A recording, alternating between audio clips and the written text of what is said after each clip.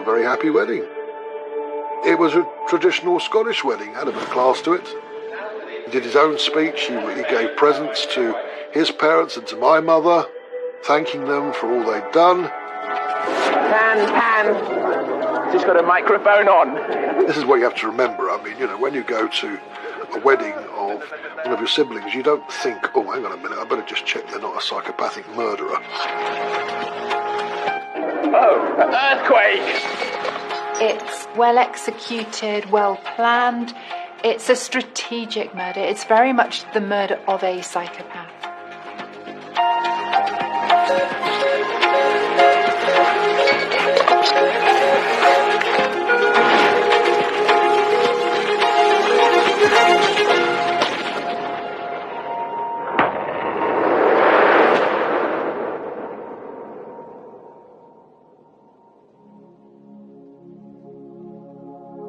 We've been a close family since we lost my dad when we were 7 and 9 respectively, and we've been very close. Claire was more the practical person. She'd help around the home a bit more. She was gardener and that sort of thing. But she was a good sister. We'd had the normal brotherly, sisterly things when we were kids. Claire was a nurse. She'd been a nurse for some years. She'd done all training in London and what have you. She'd put her career as an important thing, and she put that in front of relationships.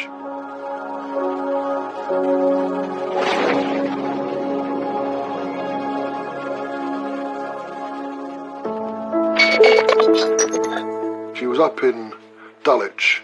She was sharing a house in Dulwich with some friends, and I believe that she met Malcolm at a party, after which the next day he came down and was showering her with flowers and gifts and what have you. And he seemed a gentleman. He seemed the sort of person that Claire would be interested in. He was the first person that Claire fell for completely, and I've never seen Claire like that before. Malcolm Webster would have been very attractive to Claire.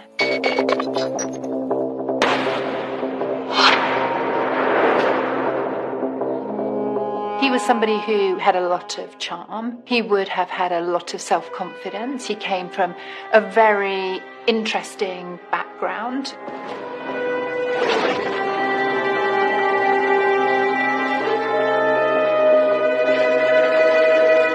He came down to my mother's for a meal with Claire, and they turned up in Claire's little brown Mini. My first impressions of him was quite gregarious, quite a pleasant chap. Claire described him as a little bit roguish, but he seemed okay to me. Seemed fine. I think they described him as too good to be true.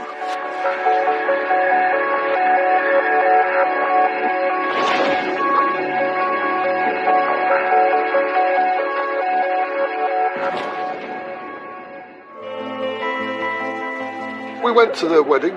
We hired a little camper van for the family, and we made a little week's holiday of it, and we stayed outside her place in Skene Street, I think it was, whilst we all got ready for the wedding there. Yeah, I mean, it was a very happy wedding. Met some family members I hadn't seen for years, as you do at these things. It was a traditional Scottish wedding, had a bit of class to it. Not so much a disco afterwards as a ceilidh, which is good fun. All prancing about doing silly dances, and that's good fun.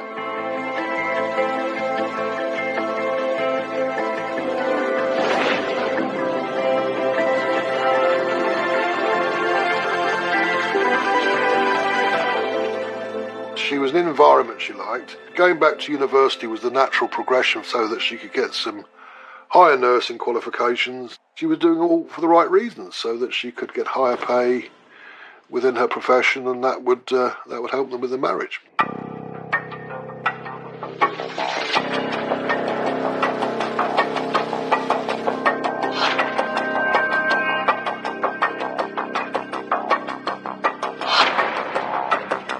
Eight months or so after they were married, they are involved in a fatal car crash.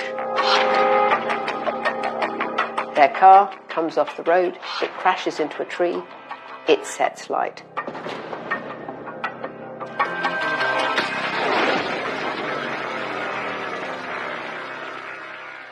he said that he'd swerved to avoid a motorcycle. They said it was an accident. So you think, well, people have accidents, and that was my visualisation of it.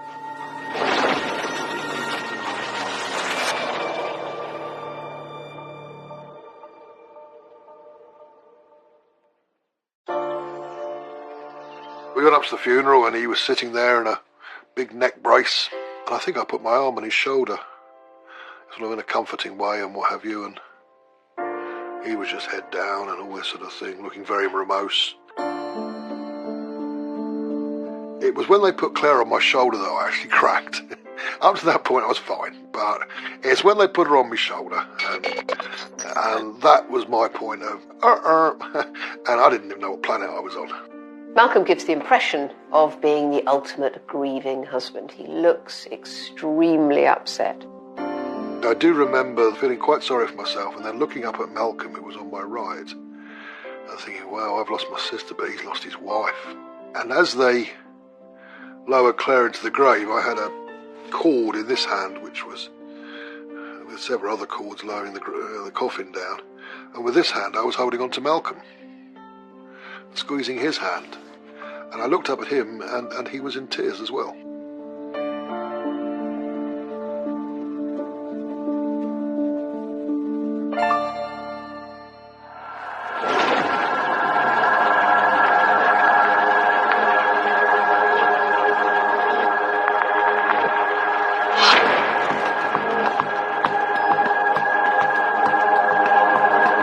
Years in 2007 was when the police came and said to me they're going to reopen the case. It was quite earth-shattering, really.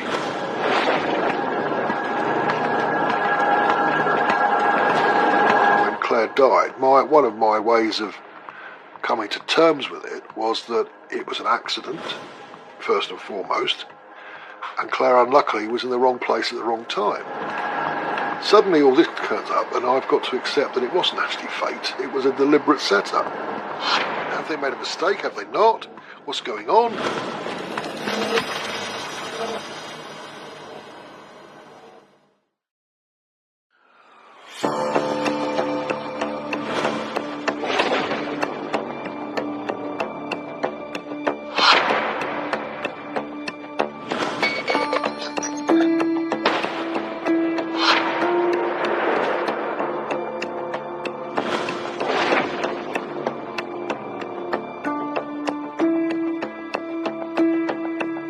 'Malcolm fails at several jobs he tries his hand to, whether it's a binman, an office clerk, a salesman, but he finally settles on training as a nurse. It's possible that he thought back to the sort of status that his mother had got and decided that having gone through a variety of unsuccessful jobs, we can't say careers, that training as a nurse would finally give him the status that he wanted. My sense with his move into nursing was because it was an easy route for him as somebody who could charm other people, who had a lot of interpersonal skills.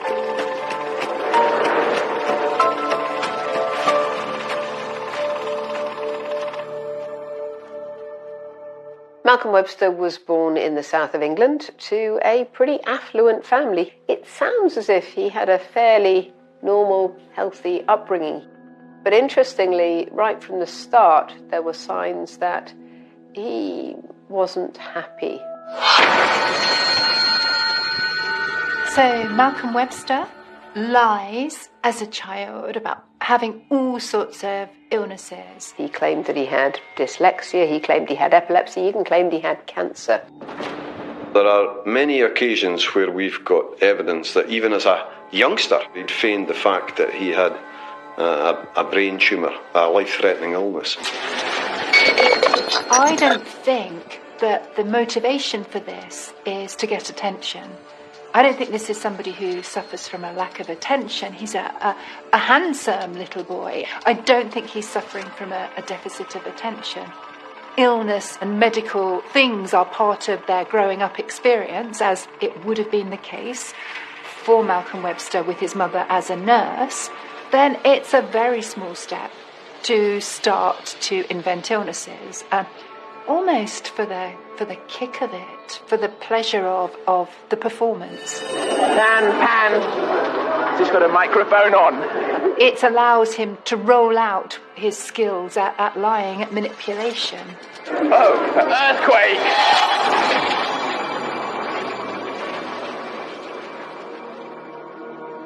Young Webster had a reputation involving fires.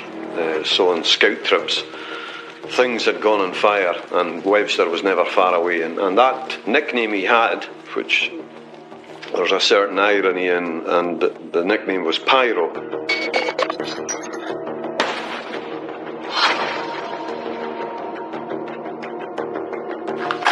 There are so many incidents of fire that Webster was involved in. He started several fires. It sounds very likely that he was what we would call a pyromaniac. Pyromania is an impulse control and conduct disorder, and the clue is kind of in the name. You have the impulse, you feel obliged, you want to start fires. You know it's wrong, but you feel very tense before you start them, and it's your way of dealing with that tension. Then you feel a great sense of relief. Well, this is one of the clearest examples I have ever seen of a psychopath. He is a living, breathing manifestation of all the psychopathic traits that we study, that we are familiar with. The lying as a child was one early indication of this.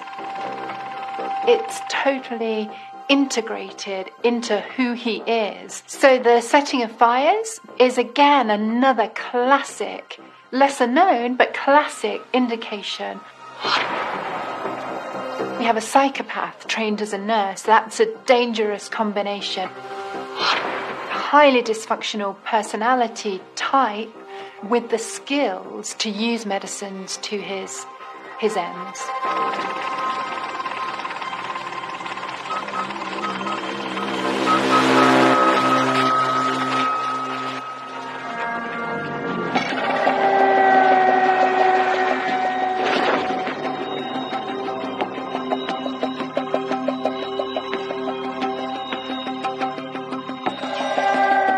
Very shortly after they're married, Claire starts to feel tired, and friends notice there's a change in her. She's lost her vitality. She doesn't seem to have any energy, and it seems to be getting worse and worse.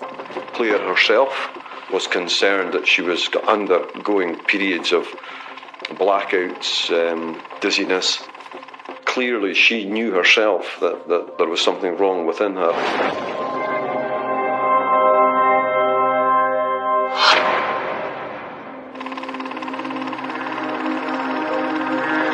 Started drugging her the day before the wedding. I think she knew there was something wrong, but she wasn't suspecting that she'd been sedated. Malcolm, he would sideline that and he would minimise it and trivialise the symptoms that she was suffering from. But friends and family, she visited her GP. They thought it was perhaps epilepsy. You know, how somebody can systematically drug somebody else. Webster's drug of choice to drug his first wife is temazepam. It does not take very long to become addicted. You can be very drowsy all the time. It'll have a hangover effect.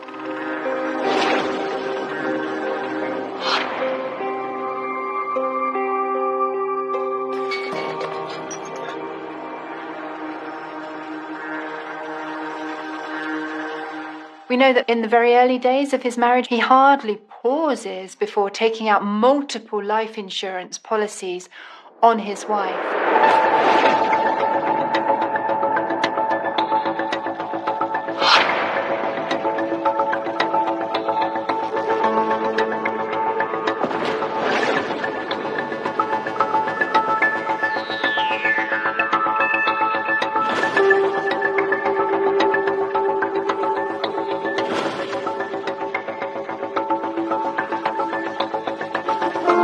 Decided he was going to stage a road traffic collision. Claire and Malcolm are involved in quite a nasty but not fatal car crash. I think this was quite clearly a practice attempt. This was Malcolm working out exactly what he could do and get away with.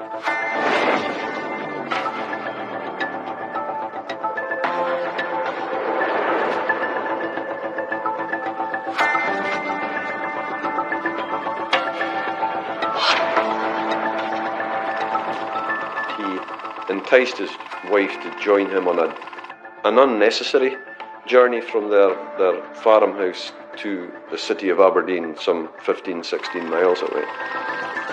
He's drugged Claire. One can only imagine at that point that she'd been heavily sedated, because she must have fallen asleep very quickly in the prone position in the passenger seat. He drives the car off the road and drives it slowly into a tree, making very sure that he is not harmed.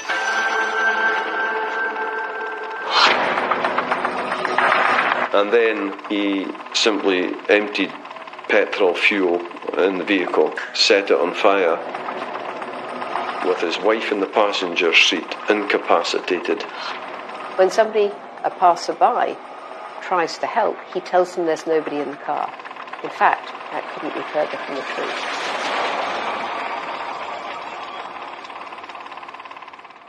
On 2 occasions he was asked if there was anybody else in the car, and he denied it.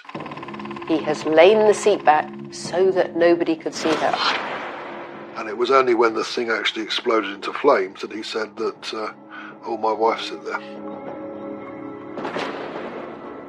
I've never heard anything more calculating in my life. If his wife was very lucky, she would have stayed unconscious and she would have died without knowing she was being burnt alive. If she was less lucky, she would have been all too aware. In fact, she would have died in action. It's well executed, well planned. It's a strategic murder. It's very much the murder of a psychopath. Even as the car burns, he's given a second chance to save Claire. But even in those conditions, he has no sympathy, no humanity. What that did to Claire in the car was inhuman. Some wonderful fireman had to do his best to get what was left of her up and into an ambulance. I just feel for her, that she had to go through all that, just so that this could have some money. Because that's what it comes down to.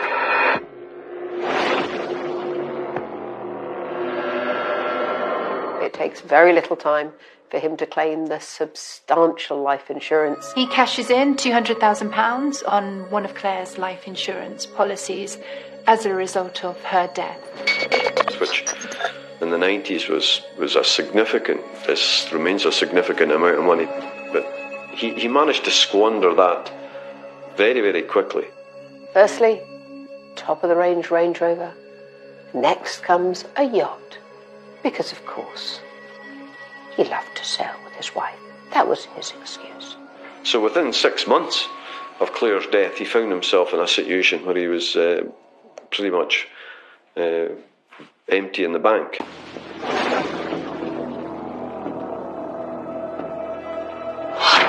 If he was to analyse how he'd conducted the murder of Claire, it was a perfect plan from its inception through to execution.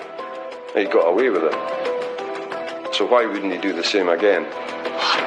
All I'd heard from Mum was that he got married again. He met somebody in Saudi Arabia and he got married again.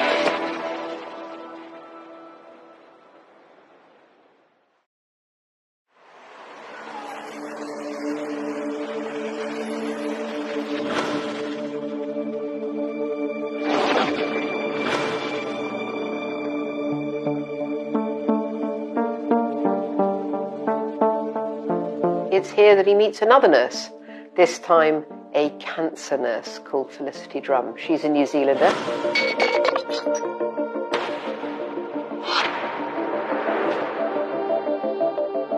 Within a year, He's engaged to her, and they're married very shortly thereafter.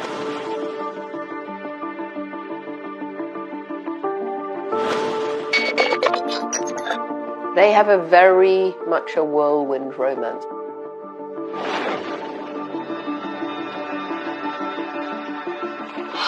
We see him starting once again to put in place the same killing strategy that he used on Claire right from the get-go of their marriage.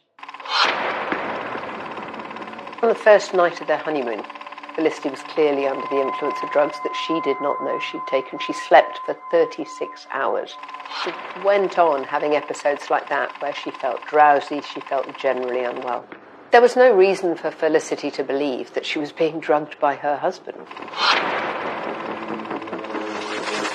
What makes Malcolm Webster so dangerous is this combination of the psychopathic drives and personality disposition and the power through his medical and drug expertise to actually implement those psychopathic drives. So the combination of those two things is deadly in his hands, and we see that he has no hesitation in using the drugs on his brand new wife.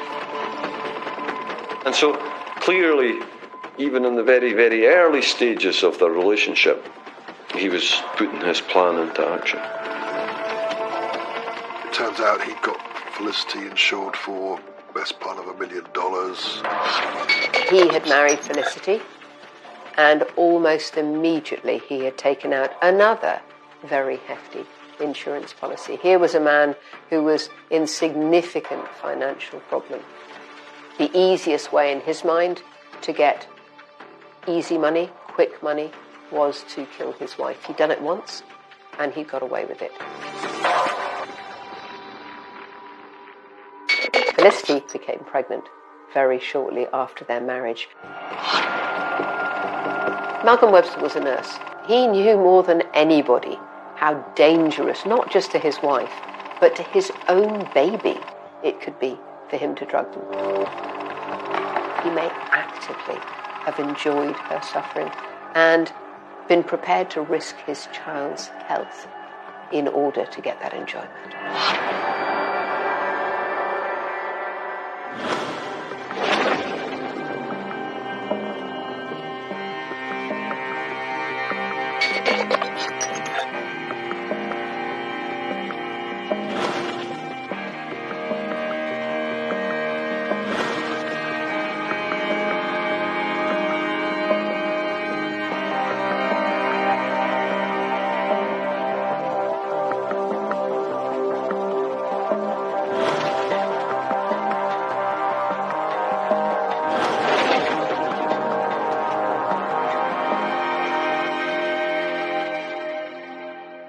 They were going to the bank, they were going to meet with their solicitors. And that was going to unveil the fact that he had no money in the account. He had embezzled money from her accounts.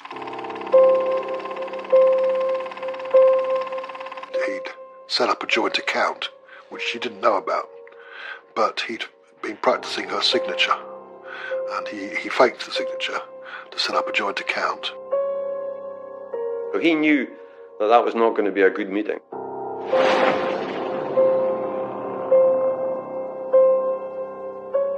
He starts complaining that the steering has gone wonky, and then next thing she knows, he has veered into the path of oncoming traffic. Felicity manages to intervene. He grabs the steering wheel. They still end up colliding.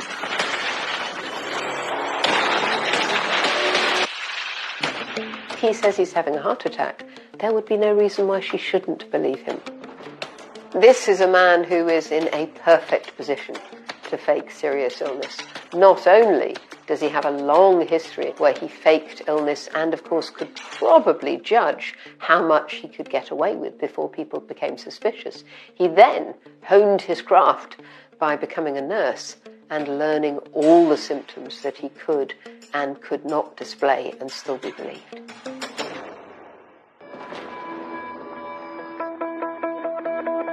By this stage, Webster is getting desperate. Money, once again, is a real issue. Malcolm takes Felicity on a picnic.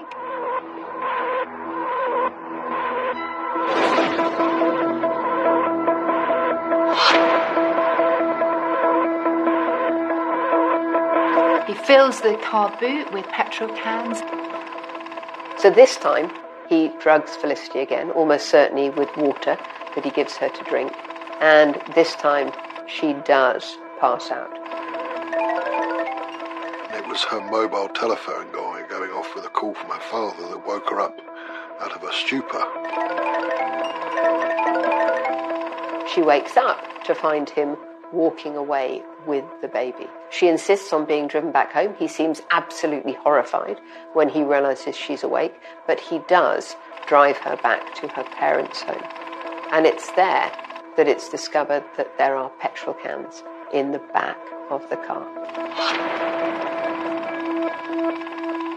There was a cigarette lighter found in the console of the vehicle, which was odd because neither of them smoked. There were scrunched up newspapers, and all of this led them to think that something really suspicious had happened. He'd attempted to kill Felicity in the same way that he did kill Claire. Felicity's parents are already suspicious, and when it becomes clear that there is an awful lot of money missing, they begin to believe that he may be trying to kill her. Now, at this point, Felicity realises what's going on. There's no other possible explanation for what's going on.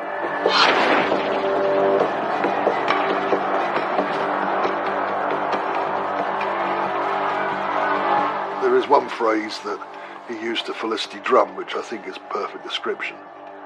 You would have died happy. Which is an incredible thing to say. He has no sense of emotion. That has to be the ultimate callous statement to somebody that you have just tried and failed to murder, especially when you know that you're going to try again, given half a chance. The man she loved is a monster.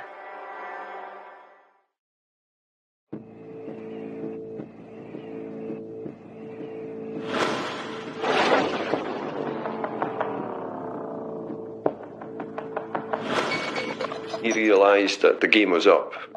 He had to get out of there. And that's when he returned to the UK and effectively went into phase 3 of his life, if you like. The local police believed that Webster had tried to murder Felicity in a staged road traffic accident. But by this time, Malcolm was back in the UK.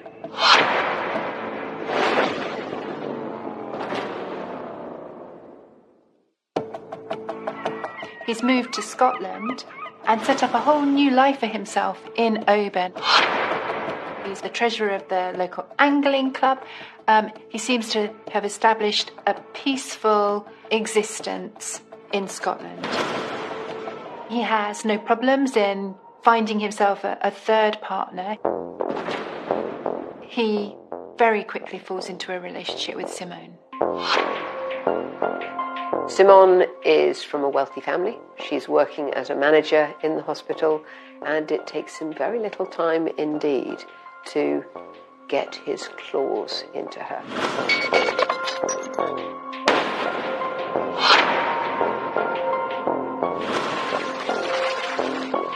And for a while, I think the psychopathic traits are subdued, are under control.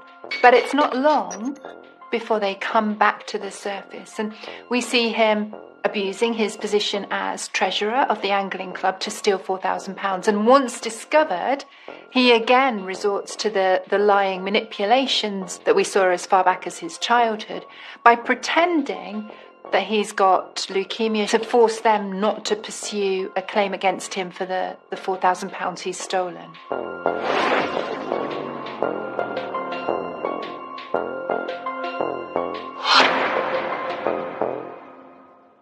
She believes that he has leukemia. She believes he's unwell. He actually went down to the hospital in London, and he took photographs of himself in there, and took photographs of a little boy who really did have leukemia. And in fact, he went to the extent of apparently going for chemotherapy, and in absence from the family home, he was actually engaging with other women, but he would return home with his head shaven, his eyebrows shaven, apparently as part of his chemotherapy. So that was the extent that he would go to. And again, that pattern of behaviour continued. He would just put the complete act on, and Simone fell for all this. But Simone was together, she was a clever person. He is almost certainly a very convincing man.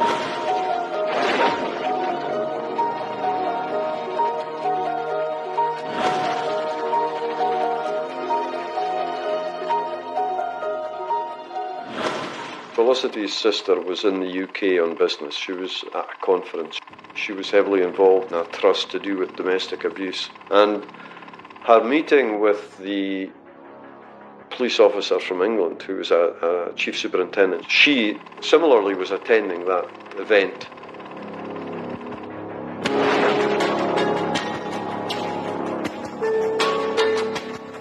Thankfully, the police officer was sufficiently convinced about the account to contact Grampian Police in Scotland. The circumstances of the road traffic accident involving Claire, his first wife, were remarkable, and the circumstances in New Zealand involving the road traffic accident with Felicity were remarkable, but when you overlaid and put the two together, they were compellingly striking in terms of the similarities. He presumed that because he was going to do this in a remote area of New Zealand, that nobody would collate that to an accident that had happened in Scotland. That largely was the catalyst for another wave of investigation, but it needed more than that. It needed something tangible, something solid to actually ignite the second investigation, if you like.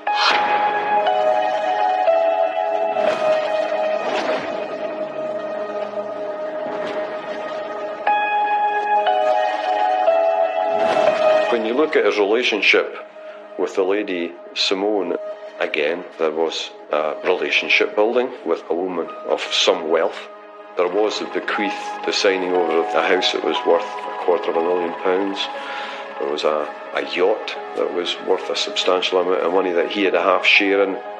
So again, it wouldn't be too difficult to draw some conclusions potentially of what was going to be the outcome.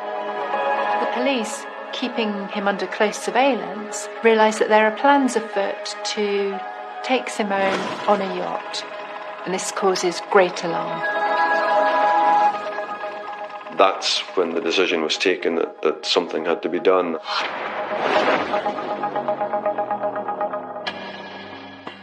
So there was an intervention through what we call an Osman warning, where if the police become aware of intelligence that they believe that someone's life is in danger, then you're obliged to advise and notify that individual.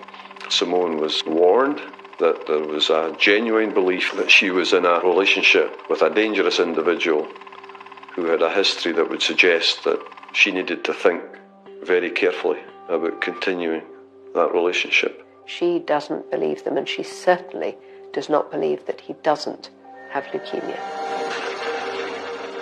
When you receive a letter like that, there are so many reasons why you wouldn't want to believe it. Your everyday experience runs contrary to what you're being told. It must just seem like something abstract, something that you can't really make any sense of or relate to. And the pain of having to face up to the possibility that it's true must be enormous. So I think even though there will have been something in that letter that resonated, that made sense to her, it was easier. It was eventually, inevitably, Simone just ignores the letter.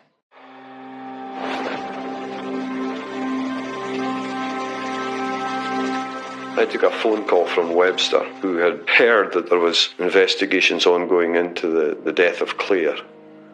And he was highly indignant. He was pseudo-aggressive in terms of how could you possibly think that I could be involved in anything to do with Claire's death. It struck me as being somewhat pathetic that somebody might think that they could, in a phone call, just douse down the interest in a murder investigation.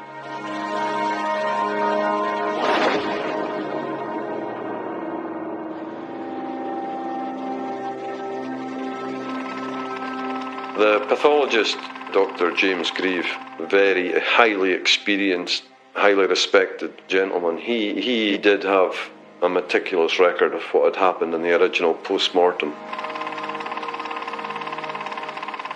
They found a way of testing a sample of Claire's liver that they had left. We're talking about 1/1000th of a gram, tiny piece. And they found a way of dividing that and testing it. With the passage of time and the advance of science, the toxicology around that was remarkable.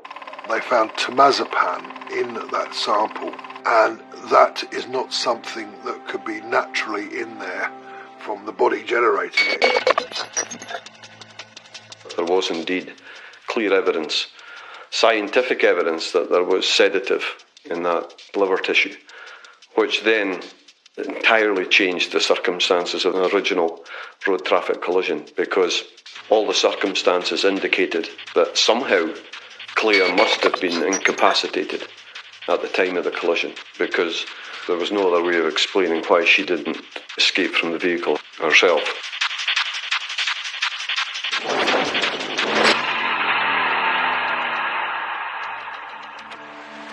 This was a long and complicated trial, and throughout it, Webster appeared to be completely untroubled. He really didn't look worried. He didn't take it seriously. Webster showing no remorse, as is entirely consistent with the psychopathic personality that he is.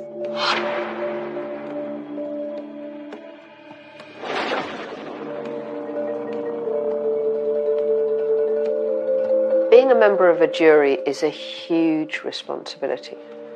In a case like this, you will be presented with thousands of samples, dozens of witnesses, huge amounts of factual information.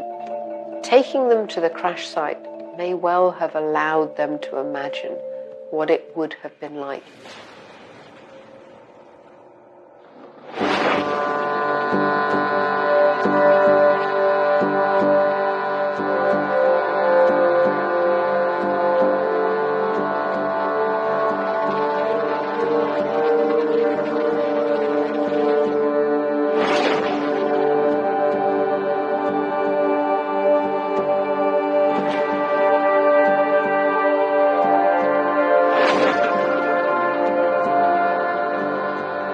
He'd managed to wind this spell over her, really, but at the time he wound that spell over all of us.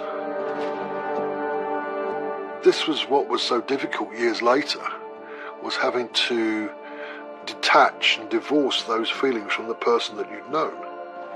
It was quite earth-shattering, really. Most psychopaths are very good at hiding who they really are in the privacy of their own homes, and at ensuring that in their most personal relationships they have such power within that relationship that nobody gets to hear about who they really are. No, he's never shown remorse. He's never admitted his guilt. He maintains his innocence to this day. He's a very dangerous person, and I don't think there's any way of changing him.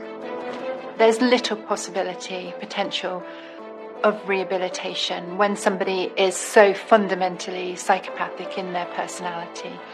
All the characteristics, all the traits he had, the callousness, the ability to con and manipulate, the need for stimulation, the need for excessive gain through money, all of these will always drive somebody like Webster to do whatever they need to do.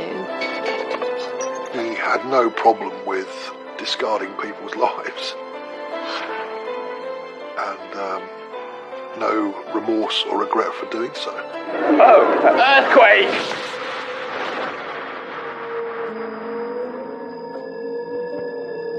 They had planned a transatlantic trip. And it turned out that he'd actually damaged her life jacket and was supposed to be taking her on a boat for several weeks on a long thing. And this person was going to kill again. This is a member of the medical community proving that he will not hesitate to kill for what might seem minor gains. What's more, he's prepared to kill the people that he should love most in the whole world. And yet this is a man whose life you might be putting in his hands. Anybody who had been under his care, to then later hear about what kind of person he actually was, will have been not just horrified but deeply disturbed by how vulnerable they were in the hands of somebody who could do the things that we now know Webster can do.